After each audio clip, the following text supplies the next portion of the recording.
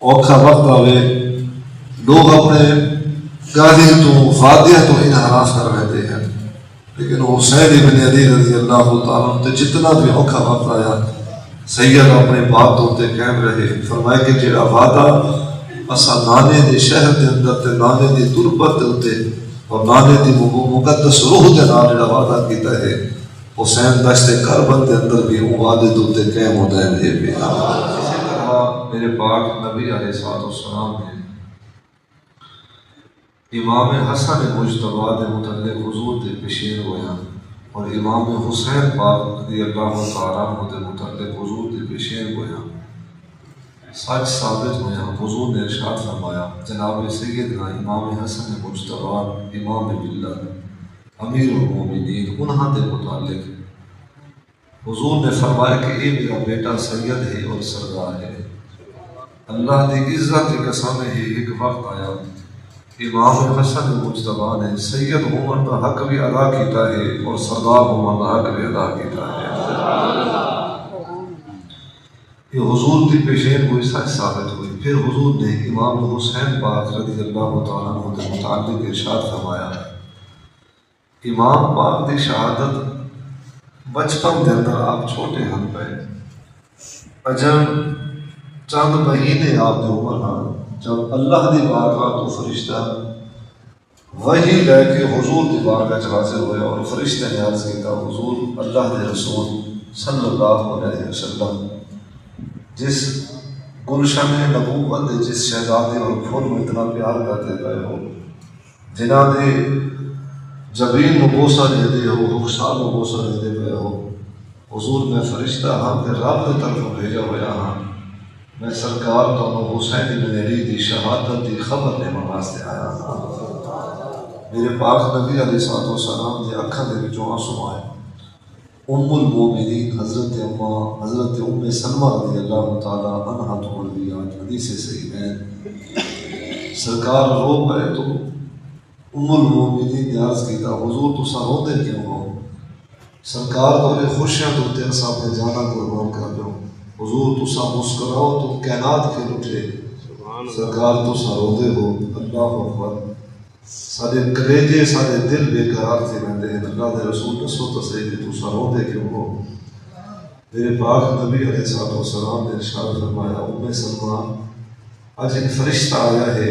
آج تو پہلے یہ فرشتہ کدے بھی نہیں آیا، اور اس فرشتے نے آ کے یہ خبر سنائی ہے کہ میرے حسین کو دشت کربلا کے اندر شہید کر دیتا، ویسے میں اپنے بیٹے دی شہادت کروں پیا ہاں۔ پاک نبی علیہ السلام دے زبان نبوت و امام علی مقام دی شہادت کا اعلان، کسے شہید دی شہادت دی کہیں خبر سنائی، کسے شہید دی شہادت دی کہیں سب خبر سنائی۔ حسین بن علی کا شہادت دے مدارج کو اللہ نے ایک بلندی عطا فرمائے کہ شہادت حسین کی خبر سب تو پہلے اس وزن کائنات دے اللہ دے رسول جناب محمد مصطفیٰ نے سنایا۔ فرمائے کہ حسین پاک رضی اللہ تعالیٰ عنہ کی شہادت کی خبر حضور نے سنی، چشمان نبوت کے وچوں آنسو نکلے، حضور رو پے۔ بہت کم مواقع آئے پاک نبی علیہ السلام کی حیات تجربہ کے اندر سرکار صبر دے پیکر ہم پے، استحکامت و استقرار دے حضور عظیم مثال ہم پے۔ بہت کم مواقع آئے حضور جب رو پے، حضرت امیر حمزہ رضی اللہ تعالیٰ عنہ کی شہادت دے موقع حضور ہوئے، امت دے غم دے اندر حضور ہوئے، غار سجدہ دے اندر حضور ہوئے، شب معراج رب دے قرب خاص دے اندر حاضر ہو کے میرے پاک نبی ہوئے، اور پاک نبی علیہ السلام تب بھی رو گئے ہیں جب شہادت حسین دی خبر فرشتے نے آ کے پاک نبی نو عرض کی تھی۔ پاک نبی علیہ السلام دے اکھاں بھی رو پیا ہیں، حضور دا قلب بھی رو پیا ہے۔ آقا کریم صلی اللہ علیہ وسلم دی یہ پیشین ہوئی سچ ثابت ہوئی، اور دشت کربلا کے اندر جناب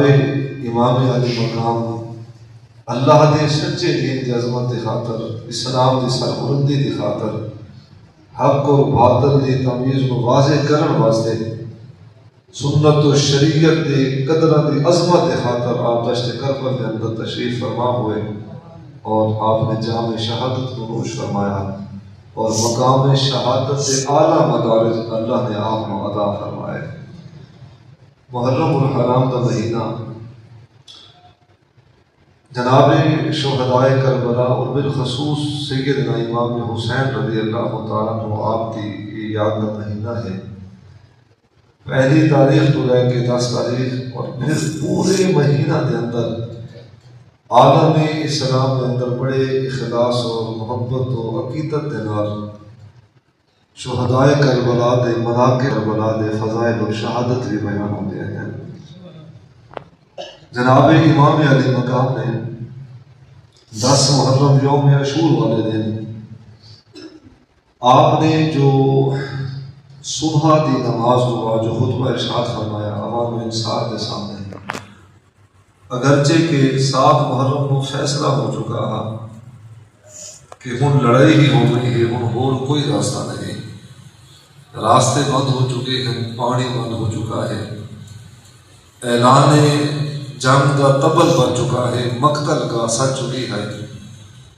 ابن زیاد نے عمر بن سعد کے ذریعے فیصلہ کرا چھوڑا کہ بس وہ جنگ ہی ہونی ہے، یہ کافر حسین جماعت حسین نہ آگے ہو سکتے ہیں نہ پیچھا ہو سکتے ہیں، یہ فیصلہ ہو جائے۔ اس بات پہ امام علی مقام رضی اللہ تعالیٰ عنہ نے آپ نے 7 نو بھی یہ بات ارشاد فرمائی، 8 محرم نو بھی یہ بات ارشاد فرمائی اور 9 محرم کو بھی یہ بات آپ نے ارشاد فرمائے کہ ایسا لڑائی نہیں چاہتے، لیکن جو مطالبات حاکم کوفہ اور حاکم شام دے ہیں ایسا مطالبات بھی تسلیم نہیں کر رہے۔ مطالبات کیا ہم یزید کی حکمیت کو اور امیری کو اور ولی عہدی کو تسلیم کرنا، مطالبات کیا ہم یزید کی بیعت کو تسلیم کرنا۔ میرے امام نے ارشاد فرمایا، امام الاتقیاء نے ارشاد فرمایا، جناب امام حسین باپ نے ارشاد فرمایا کہ گردن تن تو جدا تو ہو سکتی ہے پر یہ سر کسی فاسق کے سامنے جھک نہیں سکتا۔ اوکھا وقت آوے لوگ اپنے گالی تو وعدیاں تو انحراف کر رہتے ہیں، لیکن حسین ابن علی رضی اللہ تعالیٰ عنہ جتنا بھی اوکھا وقت آیا سید اپنے بات ہوتے قائم رہے۔ فرمائے کہ جڑا وعدہ اسا نانے دے شہر دے اندر تے نانے دی تربت ہوتے اور نانے دی مقدس روح دے نال جڑا وعدہ کیتا ہے، حسین دشت کربل دے اندر بھی وہ وعدے ہوتے قائم ہوتا ہے۔ فرمایا کہ یہ نہیں ہو سکتا کہ یزید جیسے شخص کی بیعت کو تسلیم کرا۔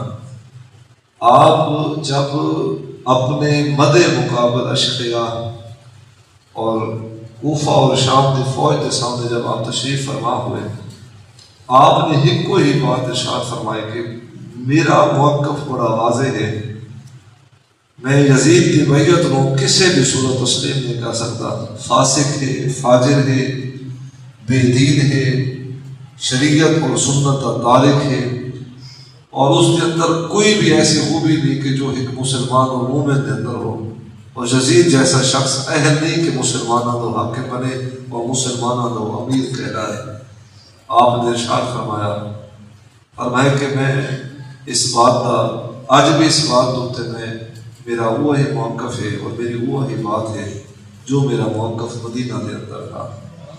جناب امام علی مقام نے